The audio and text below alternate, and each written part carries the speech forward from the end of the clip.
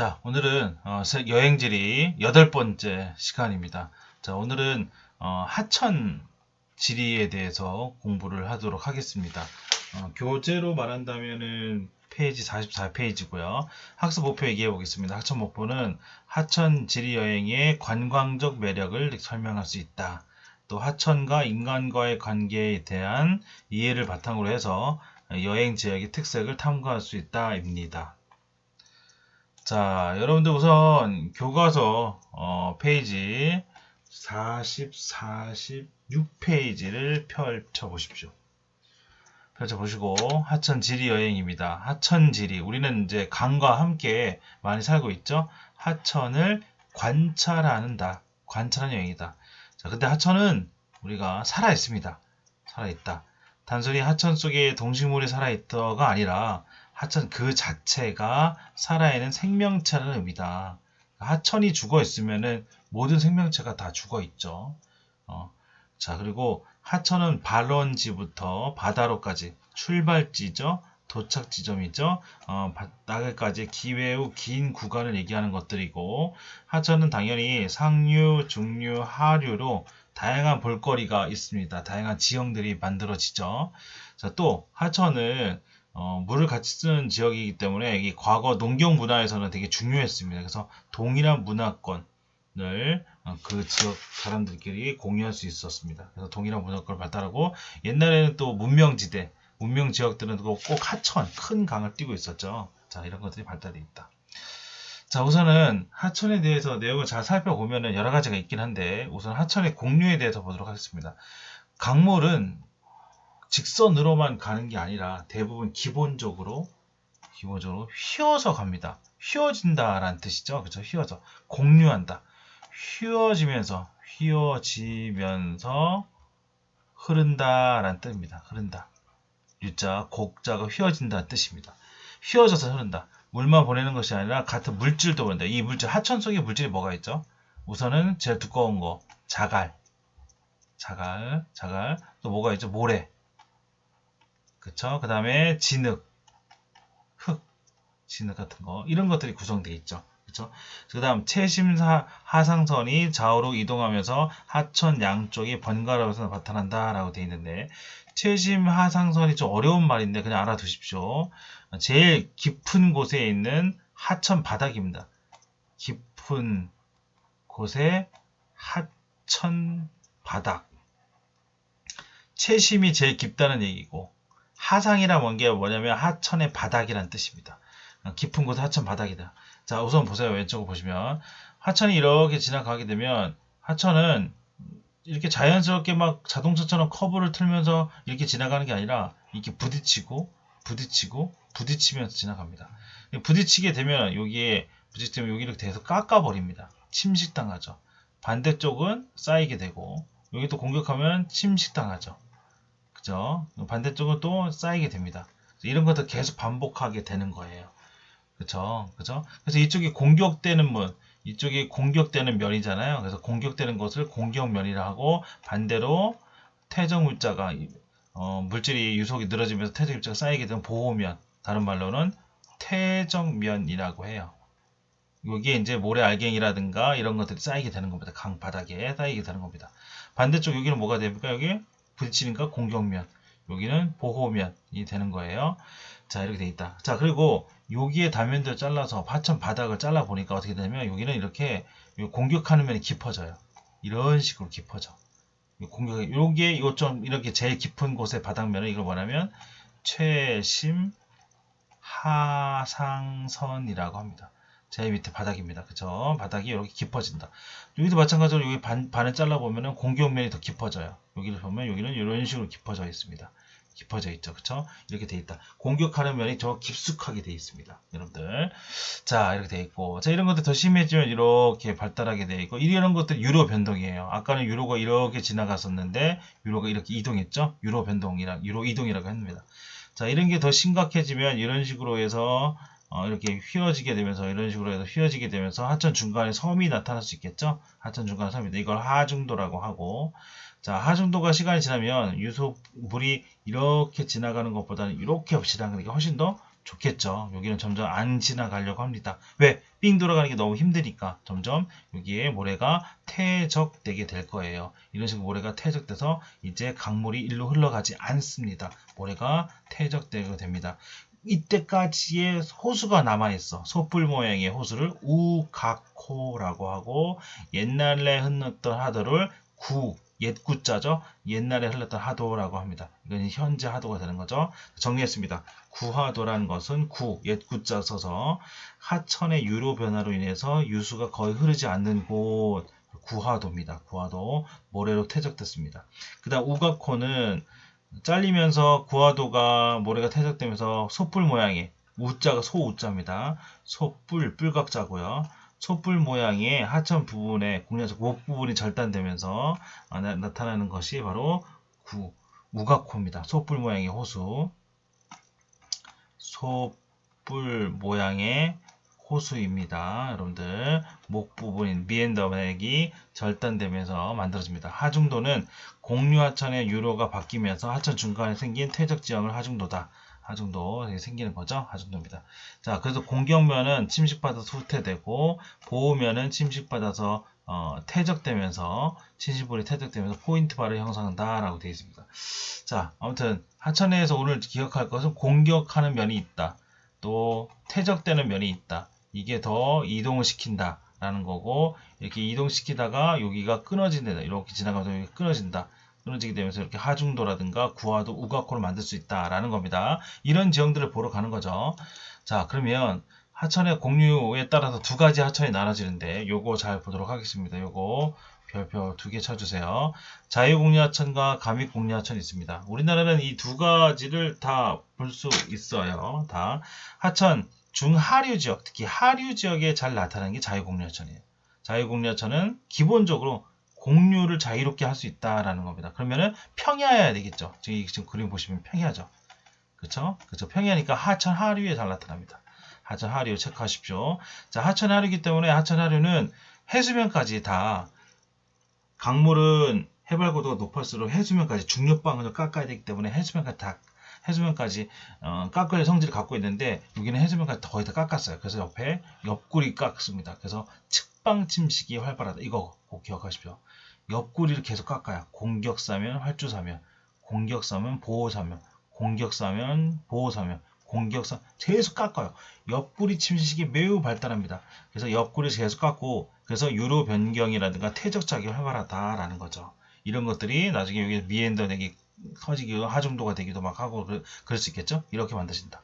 발달 지형으로서는 이 주변 자체 이렇게 나타나는 게 범람이 많이 나타날 수 있기 때문에 범람원, 그리고 우각호, 하중도, 구하도가 형성되어 있다. 여기도 잘리면은 여기가 하중도가 되기도 하고, 여기가 연결되기라 이렇게 해서 물이 이렇게 지나가게 되면 여기는 솥불 모양의 호수 우각호가 되거나, 이 솥불 모양의 호수가 말라버리면 구하도가 되겠죠. 그리고 여기는 전부 다 되게 평타 하나죠. 벌써. 그렇죠? 이거는 범나무에서 만들었다 해서 범람원이에요. 범나무에서 만들어진 원자가 평야라는 뜻이야. 평야. 그렇죠? 자, 평야. 자, 그 다음 이런 거에 의해서 범람을 막아야 되니까 제방축조라든가 너무 꼬불꼬불하니까 사람들이 쓰기 불편해. 그래서 직강공사, 하천을 직선화시킨다. 하천을 직선화시킨다라는 거고, 제방은 뚝을 만든다라는 거죠. 배수시설 정비 후 논으로도 활용할 수 있다라는 겁니다. 자, 이런 것들이 자유공유하천이 가믹공유하천이 되는 건데, 가믹공유하천은 대체로 융기를 받아야 됩니다. 이 자유공유하천이 융기를 대체로 받으면 가믹공유하천이 됩니다. 감자가 무슨 감자면 이게 골짜기 감자예요. 골짜기를 계속 파고 들어가. 와, 밑에 깎아. 중력방향을 계속 깎아. 하방 침식을 계속 깎아. 그걸 가믹공유하천입니다. 하천의 중상류 지역 체크하십시오. 중상류 나타나고, 집안의 융기 별표죠. 집안의 융시와 침식 기준면보다는 집안의 융기로 인해서 만나떨어지고, 하방 침식이 활발하다. 하방 침식 별표. 아까는 측방이지, 요번에 하방이지. 그래서 시험 문제가 출제가 많이 돼. 자, 그 다음 깊은 골짜기 이렇게 V자국 형성돼 있죠. 그 다음에 하한당구. 자, 하한당구는 아까 범람원이 잘 발달된다고 했죠. 얘가 범람원이 마찬가지로 융기를 받아서 하천 주변, 하안이 뭐냐면 하천 주변이야. 하천 주변이라는 뜻입니다. 그쵸? 하천 주변, 안자가 주변 안자야. 단구가 뭐냐면 언덕이 끊어졌다라는 뜻이야. 그치? 언덕이 끊어졌어. 이런 언덕이 여기 끊어졌대. 그치? 그럼 뭐야? 계단이다. 하천 주변 계단 이렇게 생각하면 됩니다. 구자가 언덕 구자고 단자 끊을 단자입니다. 그래서 계단이 됐다라는 뜻이야. 오케이. 자, 여기 보시면 어디냐? 여기에서는 여기입니다. 이렇게 여기 이렇게 돼 있죠? 여기 이렇게 돼 골짜기 돼 있는데 여기입니다. 여기. 요지요. 여기에 바로 이게 단구면입니다. 여기가 단구면이에요. 자, 그다음 여기는 수력발전소라든가 래프팅, 특히 래프팅과 관광지로서 많이 이용됩니다. 관광지, 뭐 농경지도 살짝 이용되긴 하는데 관광지로 많이 이용됩니다. 감자가 골짜기 감자, 골짜기를 자꾸 파고든다는 거. 하방 침식, 해발고도 해수면보다 더 위에 있으니까 윤기받아서 더 위에 있으니까 계속 중력 방향으로 해수면까지 깎으려고 하니까 하천은 계속 중력 방향 힘을 가하려고 한다는 뜻이다. 잘하고 있습니다. 자, 이번에는 하천의 상류와 하류 지역의 특징 볼게요. 하천 상류, 뭐 알다시피 하천 상류는 뭐 골짜기가 물이 되게 작고 중류, 하류일수록 유속이 느려지고 물의 너비는 커지죠. 자, 그런 게 하천 상류는 되게 골짜기 급하고요. 점점 중간지대, 하천 하류에는 폭이 되게 넓고 수심도 깊습니다. 자, 하천 상류는 흙과 모래를 깎아내는 침식이 발달하다. 체크, 침식. 중류는 이런 모래랑 흙 같은 것들을 운반한다. 운반, 체크. 하류는 운반되어 온 흙과 차례가 이제 힘이 다 떨어져, 에너지 다 떨어지니까 쌓여야 돼. 멈춰야 돼. 퇴적된다. 이런 작용이 발달하게 됩니다. 각 특징이 다 다르죠? 자, 그렇게 달라지고요. 자, 그리고 그럼 이런 특징들을 볼게요. 자, 요거는 별표 쳐야 됩니다. 이거 중요합니다. 하천 상류와 하류 간의 상대적 특징, 이런 것들을 시험 문제 출제가 많이 돼요. 보세요. 하천 상류는 우선 경사는 급합니다. 경사 급해요. 그 다음 하폭, 하천의 폭은 좁고요. 골짜기 생각하시면 됩니다. 자, 유량, 물의 양은 적습니다. 그리고 퇴적물의 평균 입자 크기, 퇴적물이 평균 입자 크기가 얘네는 아직 많이 덜 마찰됐기 때문에 덜 깎여서 이렇게 좀 크죠? 큽니다. 그리고 퇴적물의 원마도는 뭐냐면 둥근 정도예요. 퇴적물, 모래라든가 알갱이 같은 것들이 얼만큼 둥근 정도가 얼마냐, 얘 둥근가 아주 거칠겠죠, 아직은. 그렇죠? 그 둥글도가 낮아요. 원마도가 낮습니다. 이에 비해서 하천의 하류는 경사가 완만하죠. 그렇죠? 그 다음 하폭, 하천의 폭은 되게 넓습니다.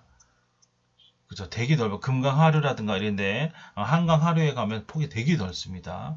근데 유량은 되게 많고요. 훨씬 더 많고.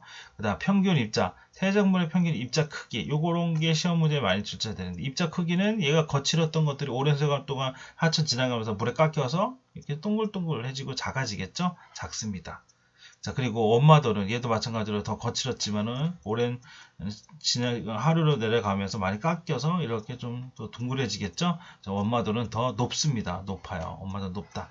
다 두 가지 비교할 줄 알고 딱 시험 문제 내기 좋게 생겼죠? 그쵸? 자, 그 다음. 자, 이번에는 하천 상류에 나타나는 지형들을 살펴보도록 하겠습니다. 되게 중요하겠죠, 당연히. 아까 얘기했던 감익공류하천입니다. 감익공류, 감자가 어디? 골짜기다. 골짜기를 파고든다 라는 뜻입니다. 얘는 원래 어디 하천이었어? 원래 자유공류하천이었는데 어떻게? 집안, 땅덩어리가 융기를 받아서 형성되었다라는 겁니다. 하천 상류에서 골짜기를 이루며 산지 사이를 공유하는 하천이다라는 거고, 감익공유하천의 가장 큰 특징은 뭐니 얘들아? 해수면보다 더 융기를 받아서 올라갔으니까 중력으로 깎아야 되겠지. 그래서 밑으로 깎아. 하천이 계속 밑으로 깎아. 밑으로. 이걸 하방 침식입니다. 하방 침식. 요거 강하다라고 몇 번 강조했습니다. 자, 그래서 골짜기가 만들어지는데 되게 온대지방에 비가 많이 오는 지역은 V자곡이 많죠. 하천의 침식에 의해서 종단면이 V자곡이 형성된다. V자. 그래서 하방 침식이 측방 침식보다 강할 때, 특히 하방 침식이 강할 때, 요렇게 하방 침식이 계속 강할 때 V자곡이 잘 발달합니다.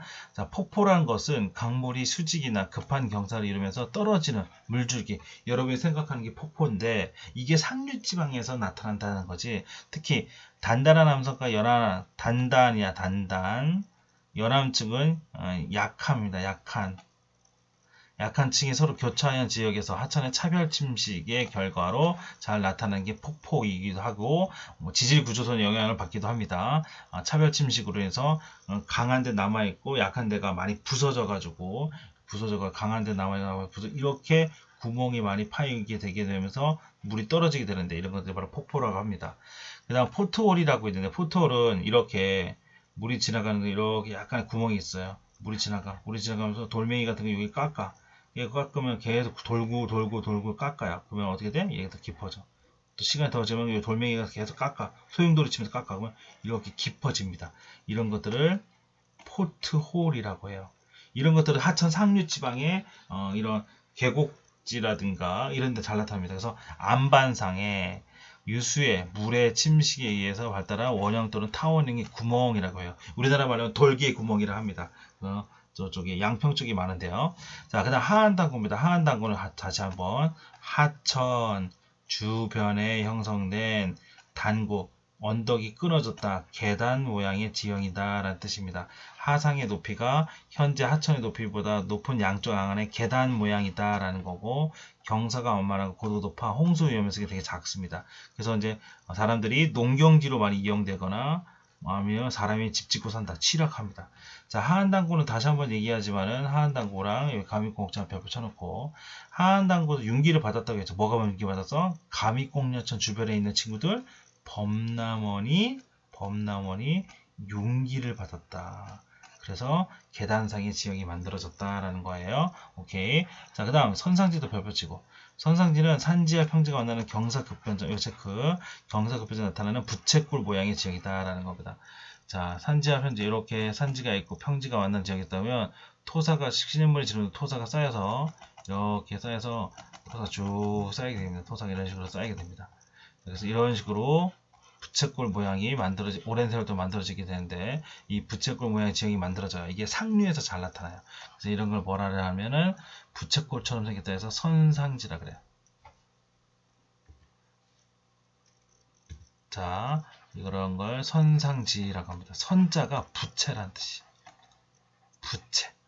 부채처럼 생겼다라는 뜻입니다. 이런 거죠. 이렇게 해서 산지와 평야가 만나면은 토사가 이렇게 쌓여서 만들어지는 부채꼴 모양의 지형, 이걸 선상지라고 해요. 잘하고 있습니다. 그림으로 한번 볼게요. 자, 폭포죠. 폭포의 모습이 떨어지는 겁니다. 떨어지면 밑에가 여기 밑에가 계속적으로 파여요. 이것도 아까 계속 파여서 구멍이 폭포가 만들어지고 또 그 위에가 또 무너지기도 하고 막 그렇습니다. 폭포의 모습이고요. 폭포.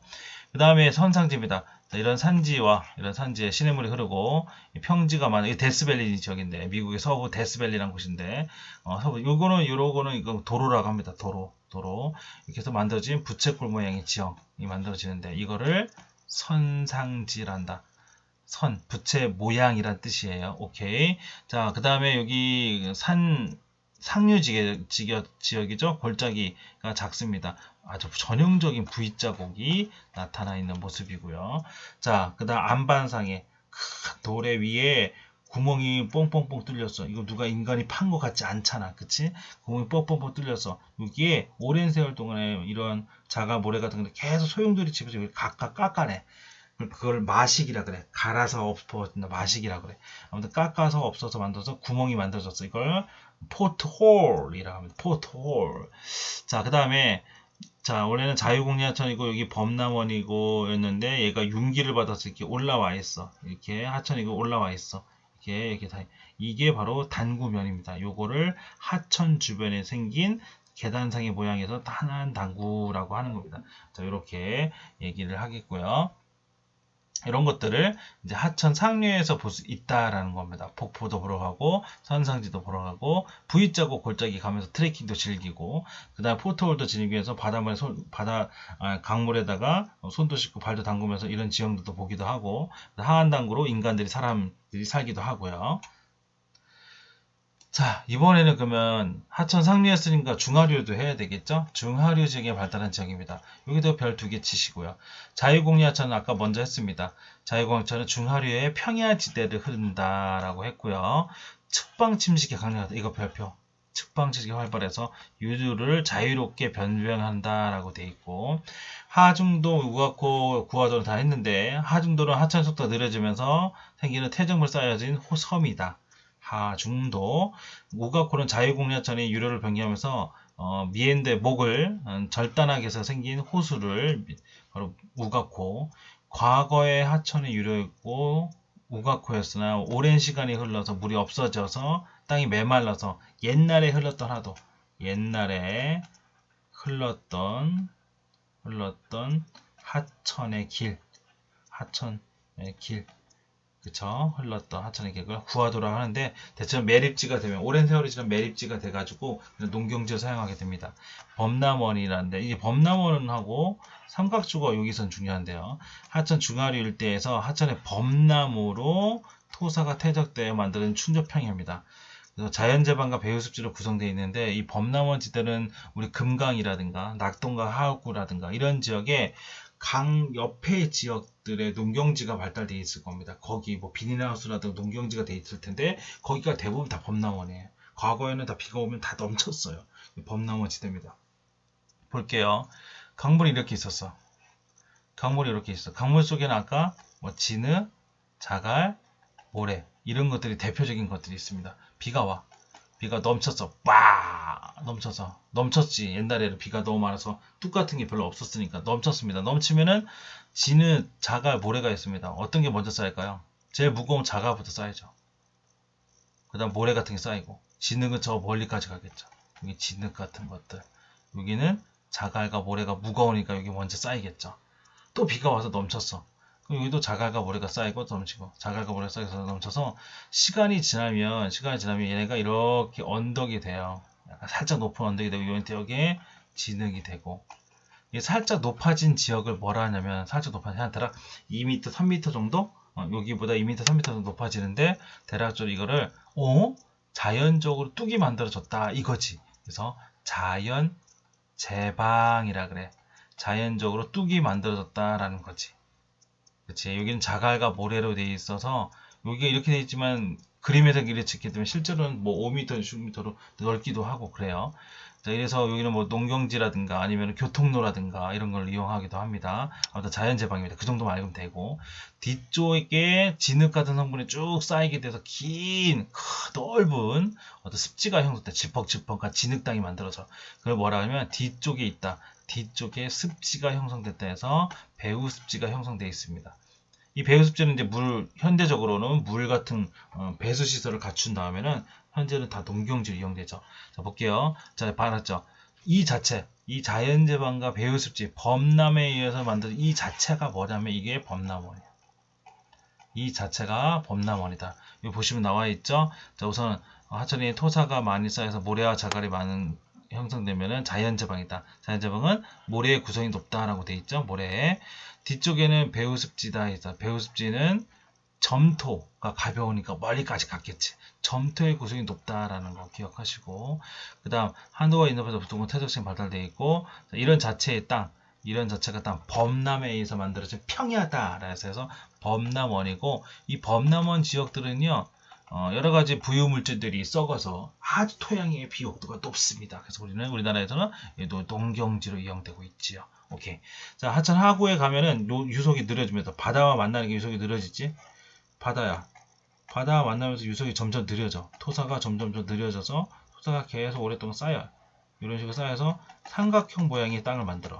오랫동안 쌓여서 특히 호빙기 해수면 상승에 의해서 오랫동안 쌓이게 되면서 오랜 세월 동안에 만들어져서 이런 큰 땅이 만들어져. 삼각형 모양의 땅이란 뜻이지. 삼각주. 하천 하구에 형성된 삼각형 모양의 충저평야인데 여기도 되게 비옥해. 비옥해. 그래서 하천 바다로 유입되는 하구에서 유속이 감소해서 태동물이 만들어진다라는 겁니다.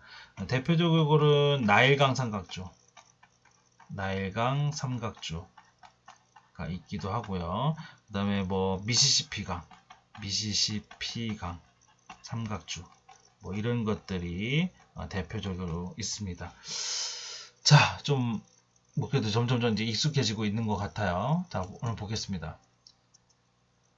자, 하천 하류는 아까도 얘기했던 것처럼 하천 공유하천, 자유공유하천 주변에는 이렇게 공유하다가 이렇게 공유하다가 원래는 이렇게 공유하고 있었다가 이게 너무 이렇게 돌아가는 것보다 여기에 홍수라든가 깎여서 이렇게 두 개의 길로 가게 된다고 했죠. 요 가운데 있는 것을 하중도, 하천 중간에 있는 섬이다 라고 했고, 자, 시간이 지나면 이렇게 가는 방법과 이렇게 돌아가는 방법이 있는데 이렇게 돌아가는 건 이제 안 한다고 했죠. 유속이 늘어지기 때문에 안 하고 빠른 속도로 지나가게 됩니다. 그럼 이렇게 끊어져요.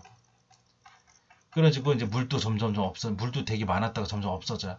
불이 있을 때는 솥불 모양의 호수라고 해서 솥불 모양의 호수라고 해서 우가코라고 했고, 옛날에 흘렀던 하도라고 해서 구하도라고 하는데, 구하도도 예전에 우가코가 다 말라버리게 되면 다 없어지는데, 이 구하도도 나중에는 매립돼서 뭘로 쓰이냐? 농경지로 쓰입니다.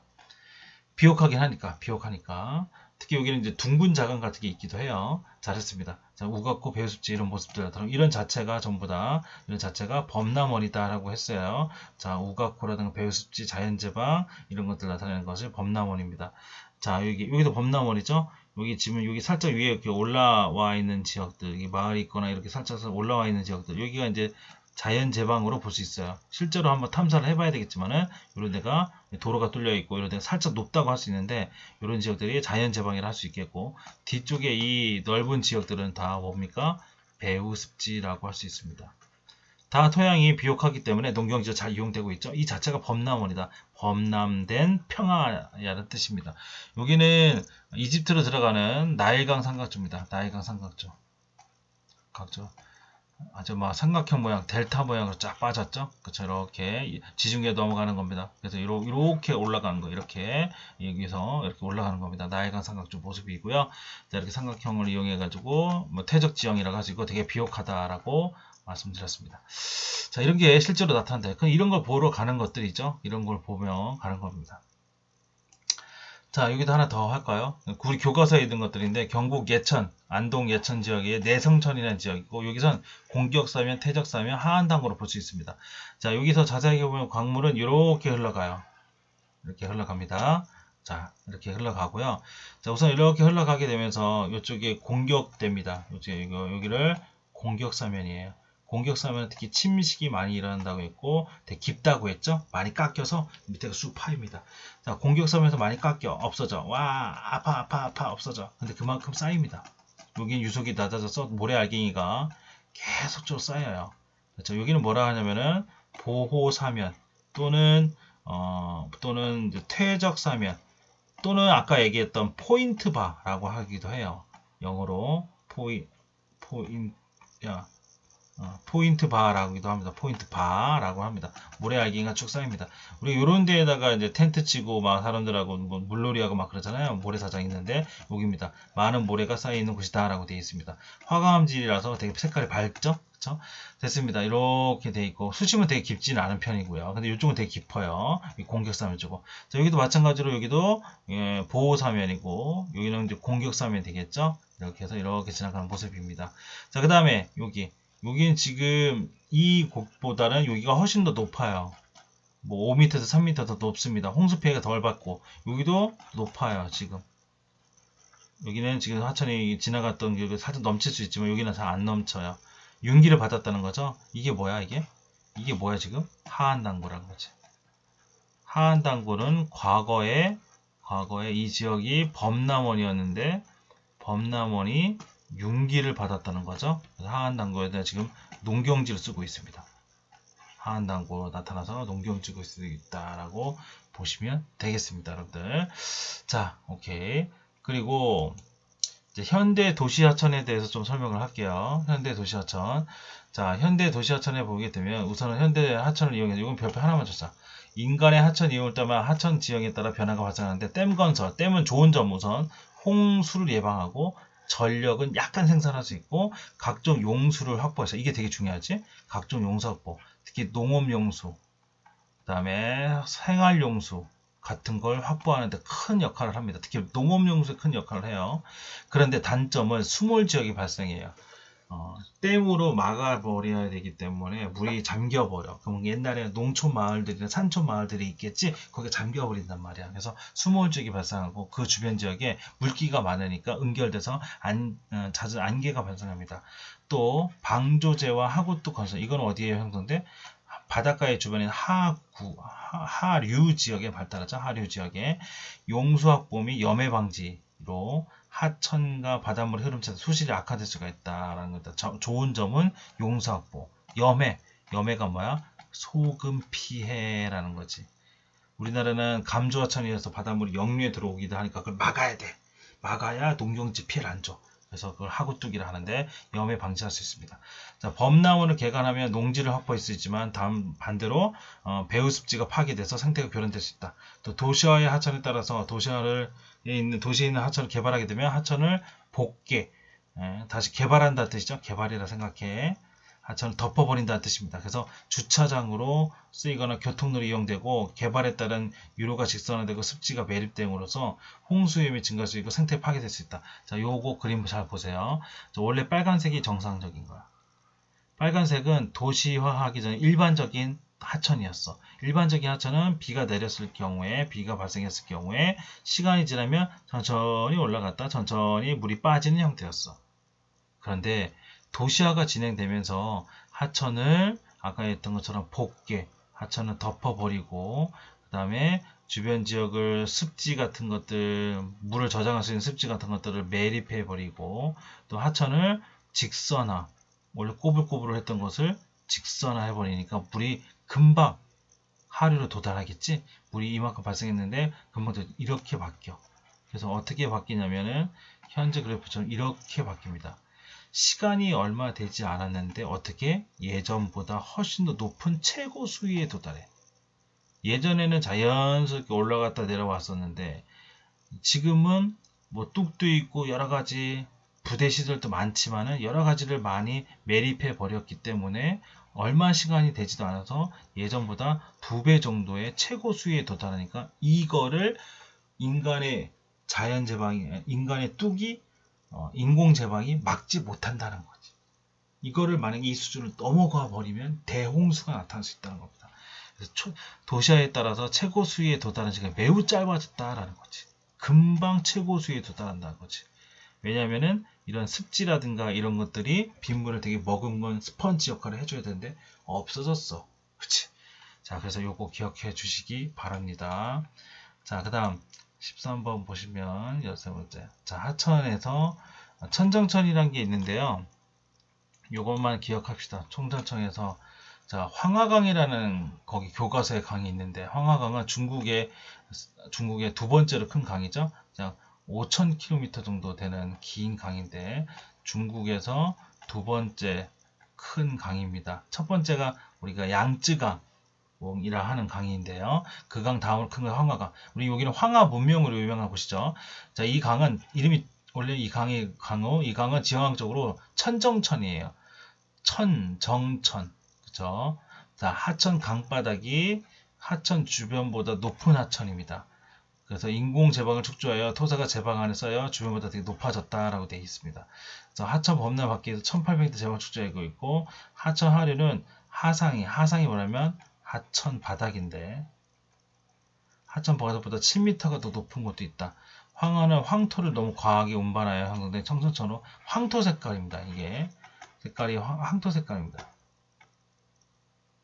네, 색깔이 여기 황토색으로 되어 있습니다. 자, 여기 보십시오.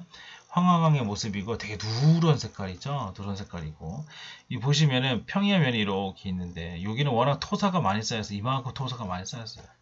워낙 토사가 많고 여기 또 내몽골 지대를 지나가기 때문에 사막 지대를 지나가기 때문에 엄청나게 토사가 많습니다. 토사가 지나가서 계속 너무 많이 쌓였어. 토사 너무 많이 쌓였기 때문에 거기에 지금 여기가 하천 바닥인데 여기 일반적인 평야 지역분의 다른 지역의 고도보다도 이 하천의 바닥이 더 높아요. 그렇죠? 하천의 바닥이 더 높습니다. 일반적으로는 우리가 대체로 이렇게 하천의 평야면보다 하천의 바닥이 더 낮죠. 그렇죠? 하천의 바닥이 낮습니다. 그래서 우리가 사람들이 이렇게 해서 하천을 바라보지 않습니까? 근데 여기는 그게 아니란 거지. 사람이 이렇게 있으면은 하천이 더 위에 있다는 거지, 그치? 하천이 더 위에 있으면 하천 바닥이 더 위에 있다는 겁니다. 그거 왜 그러냐면 뭐 여러 가지 자연 토사량이 너무나 오랫동안 쌓였기 때문에 오랫동안 쌓여서 이런 모습이 나타난다라는 겁니다. 여기도 마찬가지로 주변 지역보다도 지금 여기 하상이 더 높은 곳에 위치하고 있죠. 이런 하천을 뭐라 하면 지화학적으로 천정천이라고 해요. 우물정자죠. 우물 같은 것들이 지금 위에 있다라는 뜻입니다. 천정천입니다. 천정천의 대표적인 것이 황화강이다. 이렇게 누런 색깔의 모습들을 볼 수 있고 그런 절경 같은 것들을 볼 수 있다는 겁니다. 천정천의 모습이고요. 자, 그 다음에 마지막은 그 페이지 47페이지 있는 것들인데 47페이지 있는 건데요. 나일강입니다. 나일강은 세계에서 가장 긴 강입니다. 나일강은 외래하천이라고 해요. 이거 별표 쳐놓고 외래하천은 환경이 다른 지역에서 발원하는 하천인데 나일강 지대는 이집트인데요. 이집트는 어떠죠? 여기 사막지대죠. 사막에 어떻게 강물이 나타날 수 있어? 사막에서 이집트에서 만들어진 게 아니라 아프리카 여기 아프리카 이렇게 쓰면 아프리카 중부지방에서 이렇게 올라간다는 거죠. 여기 중부지방 케냐라든가 탄자니아 이 일대에서 올라가는 겁니다. 이 일대에서 발원했다는 거죠. 그래서 이 일대는 비가 많이 오는 지역이에요. 적도 주변에서.